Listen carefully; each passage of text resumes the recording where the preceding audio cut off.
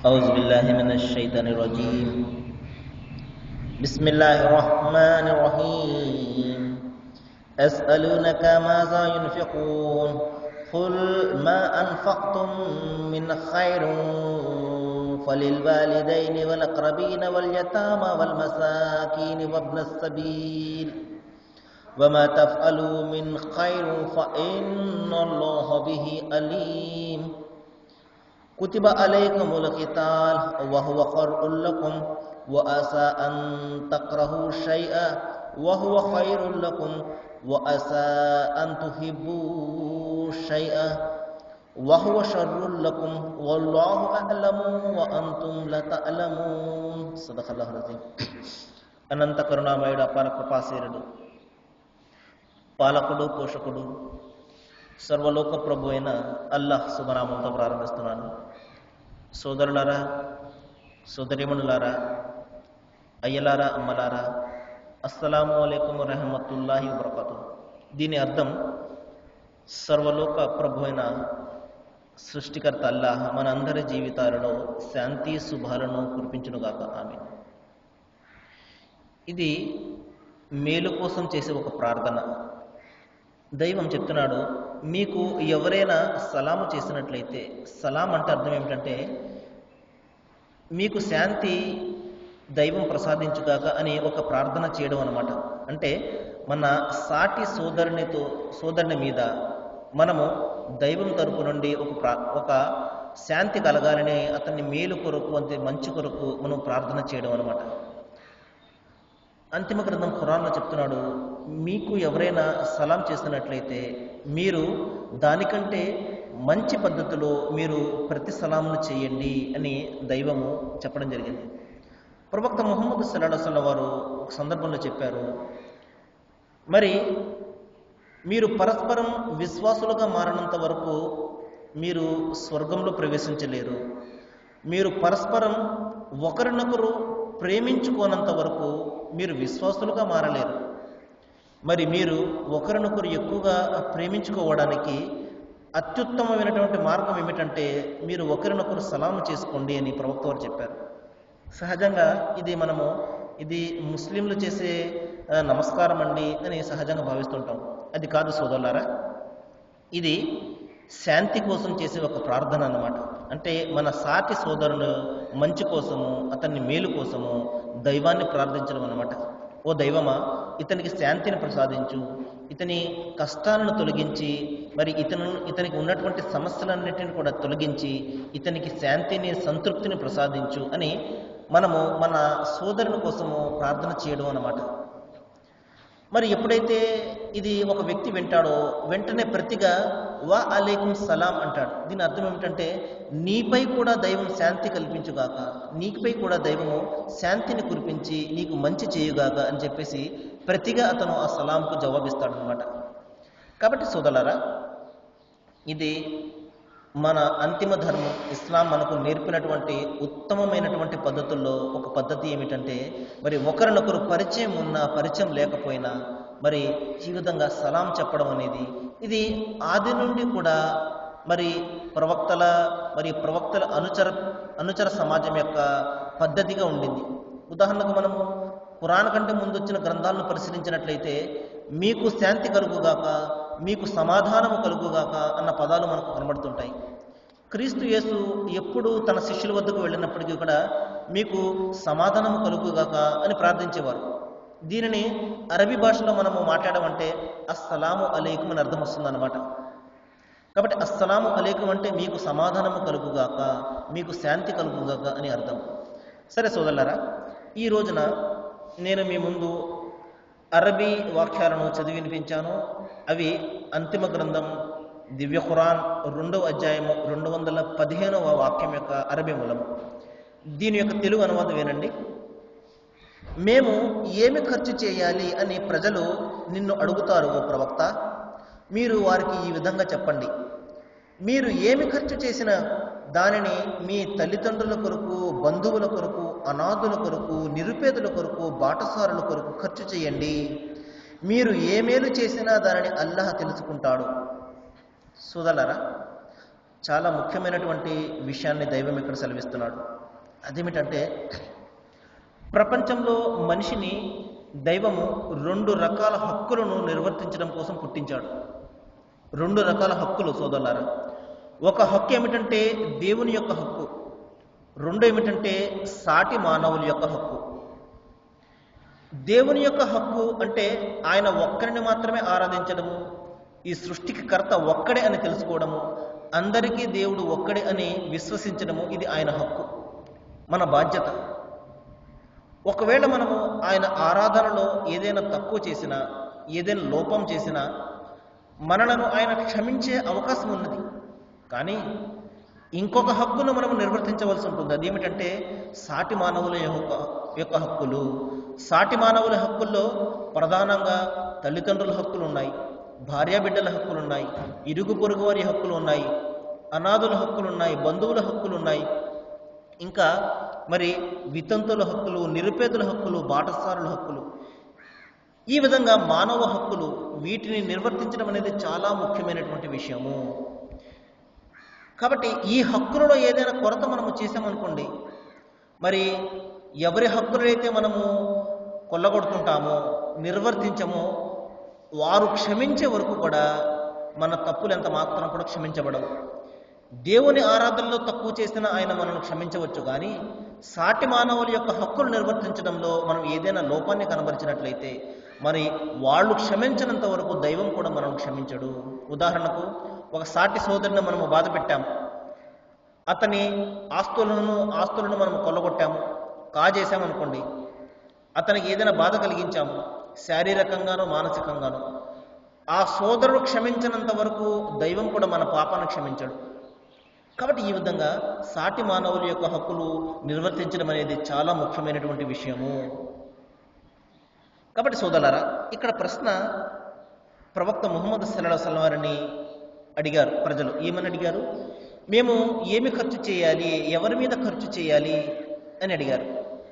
అప్పుడు ప్రవక్తకు దైవం ఈ విధంగా సూచిస్తున్నాడు. అదేమిటంటే, మీరు ఈ విధంగా ఖర్చు చేయండి. ఏమని ఖర్చు చేయండి? మీరు ఏమి ఖర్చు చేసినా ముందు మీ తల్లిదండ్రుల కొరకు మీరు ఖర్చు చేయండి అని దైవం ఇక్కడ నిర్దేశిస్తున్నాడు. ఎందుకంటే మనిషికి అత్యంత దగ్గరగా ఉండేది అతని తల్లిదండ్రులే.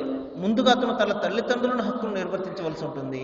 ఆ తర్వాత మరి మిగతా వాళ్ళ హక్కులను అతను చూడవలసి ఉంటుంది.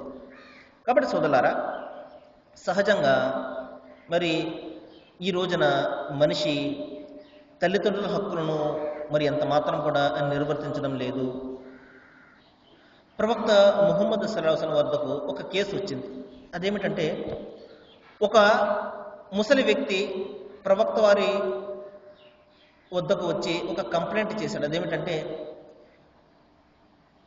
నా కుమారుడు నాకు ఏ విధంగా కూడా సహాయం చేయడం లేదు, మీరు నాకు ఆ కుమారుని నుండి సహాయం ఇప్పించండి అని ప్రవక్త వారి వద్దకు ఒక ముసలి వ్యక్తి వచ్చాడు. ప్రవక్త వారు వెంటనే అతని కుమారుని పిలిచాడు. ఏమయ్యా, ఏమిటి నీ తండ్రిని ఈ విధంగా ఎందుకు నువ్వు చేస్తున్నావంటే, మరి నా కుటుంబాన్ని పోషించుకోవడానికే నాకు సరిపడడం లేదు, నా తల్లిదండ్రులను ఏం పోషించాను నేను అని అతను ఈ విధంగా సమాధానం పలికాడు.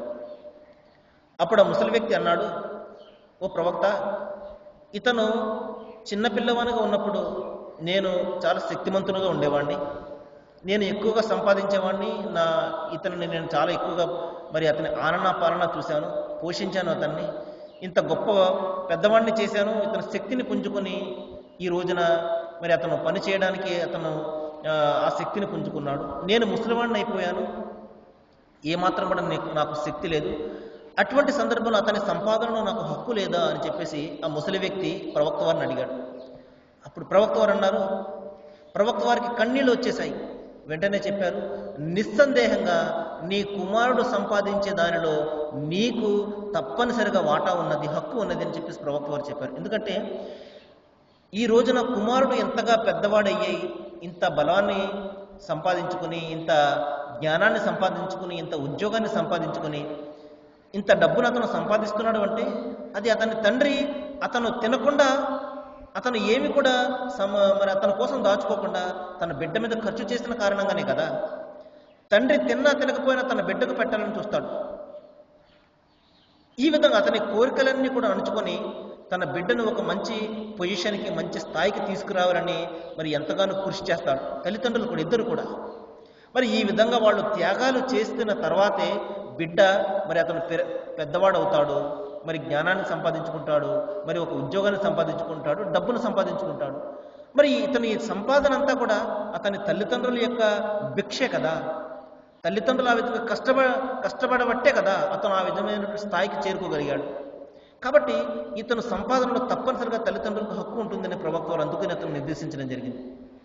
అదే విషయాన్ని దైవం కూడా ఇక్కడ చెప్తున్నాడు, మీరు మీ తల్లిదండ్రుల మీద ఎక్కువగా ఖర్చు పెట్టండి, ఎందుకంటే వారు ప్రధాన హక్కుదారులు, వాళ్ళ తర్వాతే. సహజంగా మనము ప్రవక్త వారు ఒక సందర్భంలో చెప్పారు, అంతిమ కాలంలో ప్రజలు తమ తల్లిదండ్రులను విడిచిపెడతారు కానీ తన స్నేహితులకు ఎక్కువ ప్రాధాన్యతనిస్తారు అని చెప్పేసి ప్రవక్త వారు చెప్పారు. ఈ రోజున మనం చూస్తుంటాము, ఎక్కువగా మనిషి తన స్నేహితులకు, వాళ్లకు ఎక్కువగా ప్రాధాన్యతనిస్తుంటాడు, తన తల్లిదండ్రులను విస్మరిస్తూ ఉంటాడు. అంతిమ దినం ప్రవక్త వారు చెప్పారు, అంతిమ దినాల్లో ఈ విధంగా వస్తుందని. మనకు అంతిమ దినం కళ్ళ ముందే కనబడుతుంది. కానీ సోదరులారా, ప్రవక్త వారు చెప్పారు, తల్లి పాదాల కింద దైవం స్వర్గాన్ని పెట్టాడు అని. అంటే తల్లి సేవలో దైవం స్వర్గాన్ని పెట్టాడు అని. మరి తండ్రి స్వర్గపు తాళం చెవిలో ఒక చెవి అన్నారు. ఇంకా తండ్రి యొక్క సంతోషమే దైవం యొక్క సంతోషం అని కూడా ప్రవక్త వారు చెప్పడం జరిగింది. కాబట్టి సోదరులారా, తల్లిదండ్రుల యొక్క ఆదరణ అనేది చాలా ముఖ్యమైనటువంటి విషయము, మనలను స్వర్గానికి తీసుకుని వెళ్ళే విషయము. అయితే ఒకే ఒక సందర్భంలో మనము వారి మాట విననవసరం లేదు. అది ఎప్పుడంటే వారు దైవానికి సాటిగా ఎవరినైనా కల్పించమని మనల్ని ప్రోత్సహిస్తున్నప్పుడు. సర్వసృష్టికర్త అయినటువంటి ఆ దైవానికి మరి మనుషులను, మరి ఇతర జీవజాలాన్ని సమానాలుగా తీసుకొచ్చి వీరు దైవాలు, వీరిని ఆరాధించండి అని వారు బలవంతం చేస్తున్నట్లయితే అప్పుడు వారి మాట మనం విననవసరం లేదు. తప్ప ప్రతి విషయాన్ని కూడా మనము వారి మాటను వినవలసి ఉంటుంది. దైవానికి వ్యతిరేకంగా ఏదైనా చెప్తే అప్పుడు మనము వారి మాటను విననవసరం లేదు. కానీ మిగతా అన్ని సందర్భాల్లో కూడా మనము తల్లిదండ్రుల మాటను వినవలసి ఉంటుంది. ఇన్షాల్లా దైవం తెలిస్తే వీటి గురించి మనం రేపు చెప్పుకుందాం. ఇప్పుడు కొద్దిసేపు ఆరోగ్యాన్ని గురించి కొన్ని విషయాలు మనం మాట్లాడుకుంటున్నాము. ఆ విషయాలను, మరికొన్ని విషయాలు ఈ రోజున తెలుసుకోవడానికి ప్రయత్నం చేద్దాం. ప్రవక్త ముహమ్మద్ సల్లల్లాహు అలైహి వసల్లం వారు చెప్పారు, మీరు నిరాడంబరంగా మీరు జీవితాన్ని గడపండి అన్నారు. ఇంకా నిత్యం కూడా సంతోషంతో, ఉల్లాసంతో మీరు జీవితాన్ని గడపండి అన్నారు. ఒక సందర్భంలో ప్రవక్త వారి శిష్యుడు హజరత్ ఉమర్ రజల్లాహు తఆలా అన్హు వారు ఒక వ్యక్తిని చూశారు, ఒక యువకుడిని చూశారు. అతడు చాలా నిస్సత్తువుగా, మరి చాలా నీరసంగా నడుస్తూ వస్తున్నాడు. అప్పుడు ఈయన అడిగారు, ఏమయ్యా నీకేమైనా వ్యాధి ఉన్నదా, ఇంత నీరసంగా నడుస్తున్నావు, యువకుడై ఉండి నీవు ఇంత నీరసంగా నడుస్తున్నావు ఏమిటి అని ప్రశ్నించారు. అప్పుడు అతను అన్నాడు, అబ్బాయి ఏమీ లేదు, నేను చాలా ఆరోగ్యంగా ఉన్నానండి అనగానే అప్పుడు హజరత్ ఉమర్ వారు అన్నారు, నీవు బలంగా యువకుని మాదిరిగా నడు, ఈ విధంగా నీరసంగా ఏమాత్రం కూడా సత్తు లేని వానికి అంత మాత్రం కూడా నడవకు అన్నారు. మన మహాకవి శ్రీశ్రీ కూడా చెప్పారు, మరి ఎముకలు కుళ్ళిన వయస్సు మళ్ళిన సోమరులారా చావండి అని. ఈ విధంగా యువకులై ఉన్నప్పటికీ కూడా మరి నిస్సత్తువుగా, నీరసంగా ఉన్నట్లయితే ఏమంటారు దాన్ని, ఆ జాతి అంత మాత్రం కూడా మరి ఉన్నత స్థితికి రాదు. ఒక జాతి ఉన్నత స్థితికి రావాలి అంటే అందులో ఉన్నటువంటి యువకులే చాలా ప్రధానమైనటువంటి బాధ్యత వహించవలసి ఉంటుంది. యువకులే ముందుండి నడిపిస్తారు. మరి ఇటువంటి యువకులు ఈ రోజున నీరసపడిపోయి మనం చూస్తుంటాము. మన పిల్లలు మరి ఏ పని చేయడానికి కూడా ముందుకు రారు. వాళ్ళ గోళ్ళ వాళ్ళదే ఉంటుంది, వాళ్ళ చదువు, వాళ్ళ ఫోన్లు, అదే తప్పించి తండ్రికి సహాయం చేద్దాము, ఇంటికి ఏదైనా కష్టపడదాము అన్న ధ్యాస ఉండదు. ఈ విధంగా నిస్సత్తుతోటి. కానీ మనం కొంతకాలం క్రితం మనం చూసుకున్నామంటే, ఒక 30-40 ఏళ్ల క్రితము మరి చిన్నతనం నుండే పిల్లలందరూ కూడా మరి కుటుంబంలో వాళ్ళు సహకారాలు అందించేవారు, తండ్రికి కానీ తల్లికి కానీ. ఈ విధంగా జనరేషన్ ఈ విధంగా మారిపోతుంది. పిల్లలందరూ కూడా నీరసంగా, నిస్సత్తువతోటి కేవలం ఆ చదువుకు మాత్రమే పరిమితం అయిపోతున్నారు తప్పించి ఈ విధంగా సమాజానికి ఉపయోగపడడం కానీ, లేకపోతే తన కుటుంబానికి ఉపయోగపడడం కానీ ఎంత మాత్రం కూడా చేయడం లేదు. ఈ విధంగా ఉండకూడదు సోదరులారా. ఈ విధంగా యువకులు ఉన్న వాళ్ళు యువకులే మాదిరిగా మరి ఆ, ఆరోగ్యంగా ఉల్లాసంగా ఉండాలి. ప్రవక్త ముహమ్మద్ సల్లల్లాహు అలైహి వసల్లం వారు ఎంత స్పీడ్గా నడిచేవారు అంటే, ఏదైనా ఒక ఎత్తు నుండి పల్లం వైపునకు మనం ఎంత స్పీడ్గా నడుస్తుంటామో ఆ విధంగా యువకుని మాదిరిగా ఆయన నడిచేవారు. మరి ఒక శిష్యుడు ప్రవక్త వారి గురించి చెప్తున్నాడు, నేను మహాప్రవక్త ముహమ్మద్ సల్లల్లాహు అలైహి వసల్లం వారి కంటే ఎక్కువగా నవ్వులు చిందించేవాడిని చూడలేదు అని. కాబట్టి ఆయన ఎప్పుడు కూడా చిరునవ్వులు చిందిస్తూ ఉండేవారు. తన శిష్యులతోటి ఎప్పుడు కూడా కలివిడితోటి కలిసిమెలిసి ఉండేవారు. అందుకే ఒక సందర్భంలో ప్రొఫెసర్ రామకృష్ణారావు అనే ఒక ఆయన ప్రవక్త వారి గురించి ఒక చిన్న పుస్తకాన్ని రచించడం జరిగింది, మహాప్రవక్త ముహమ్మద్ సల్లల్లాహు అలైహి వసల్లం వారి. అందులో ఆయన చెప్తాడు, ముహమ్మద్ ప్రవక్త యొక్క ప్రధానమైనటువంటి గుణం ఏమిటంటే ఆయన తన శిష్యులతోటి చాలా ఎక్కువగా కలిసిపోయేవారు. ఒక్కసారి ఆయన ప్రేమను చవి చూసినటువంటి శిష్యులు మరి ఎన్నడూ కూడా మరలిపోయేవారు కాదు. అంత ఇదిగా ఆయన ప్రగాఢంగా ప్రభావాన్ని చూపించేవారు. ఈ విధంగా గురు శిష్యుల మధ్య ఉన్నటువంటి సంబంధము ఇంత ప్రగాఢంగా ఉండింది. అందుకనే ఒక్కసారి ఆయన మాట వినగానే మరి ఇంకెప్పుడు కూడా మరలి వెళ్ళిపోయేవారు కాదు. ఈ విధంగా అంత చిరునవ్వుతోటి అంత కలివిడితనంతో ఆయన మరి దేవుని యొక్క సందేశాన్ని అందజేసేవారు. కాబట్టి సోదరులారా, ప్రవక్త ముహమ్మద్ సల్లల్లాహు అలైహి వసల్లం వారు ఒక ప్రార్థన కూడా మనకు నేర్పడం జరిగింది. అదేమిటంటే, అల్లాహుమ్మా ఇన్ని ఔజ్బిక మినల్ హమ్, ఓ దైవమా నేను నిన్ను శరణ వేడుకుంటున్నాను కష్టాల నుండి, ఇంకా వల్ హుజ్ని, ఇంకా అసక్తత సోమరితనం నుండి నేను రక్షణ కొరకు నేను నిన్ను వేడుకుంటున్నాను అని ప్రవక్త వారు చెప్పడం జరిగింది. కాబట్టి ఈ నీరసము, ఈ సోమరితనము మనిషిని మరి నిర్వీర్యం చేస్తుంది. మనిషిని నిర్వీర్యం చేస్తే సమాజం కూడా నిర్వీర్యం అయిపోతుంది. కాబట్టి సోదరులారా, మనము ఈ నీరసాన్ని ఎంత మాత్రం కూడా దరి చేరనివ్వకుండా ఉల్లాసంగా ఉత్సాహంగా మనం మన జీవితాన్ని గడపాల్సి ఉంటుంది. ఇంకా సోదరులారా, ప్రధానంగా ఇంకోటి ఏంటంటే, మన అవసరానికి మించి మన శరీరం మీద భారాన్ని ఎంత మాత్రం కూడా మనం వేసుకోకూడదు. మన ఈ శరీరపు శక్తులు ఉన్నాయి చూసారా, వీటిని మనము నిర్వీర్యం చేసుకోకూడదు.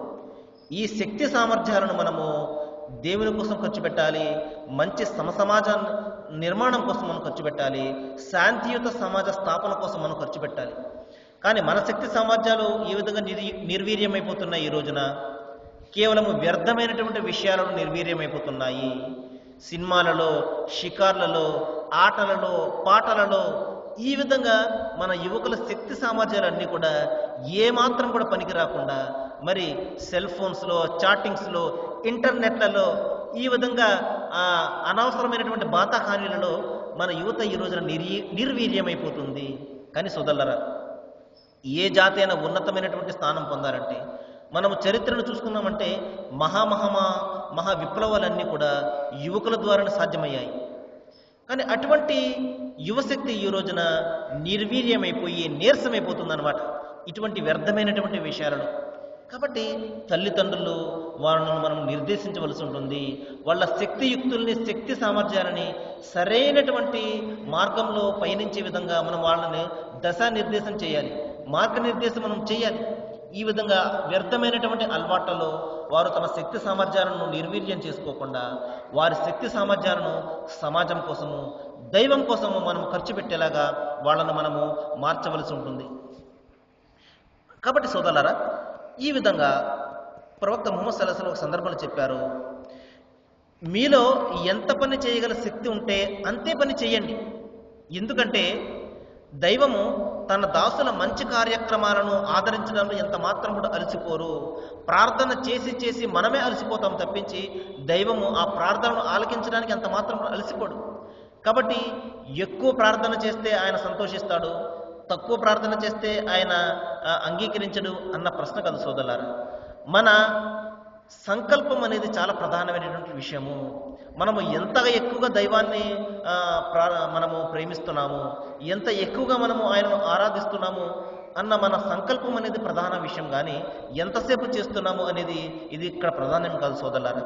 కాబట్టి చేసే ఆరాధన చిన్నదే అయినప్పటికీ కూడా మరి మంచి సంకల్పంతో, మరి పరిశుద్ధమైనటువంటి సంకల్పంతో మనం చేసినట్లయితే చిన్న ఆరాధన అయినా దైవం అది దాన్ని ఎంతగానో అంగీకరిస్తాడు. కాబట్టి ఎక్కువసేపు చేస్తే ఎక్కువ పుణ్యము, తక్కువసేపు చేస్తే తక్కువ పుణ్యం అనే సమస్య కాదు సోదరులారా. మనము చేసే పని వెనుక ఉన్నటువంటి ఆ సంకల్పం అనేది చాలా ప్రధానమైనటువంటి విషయం. అందుకని ప్రవక్త వారు చెప్పారు, మీరు ఎంతగా చేయగలరో అంతే చేయండి.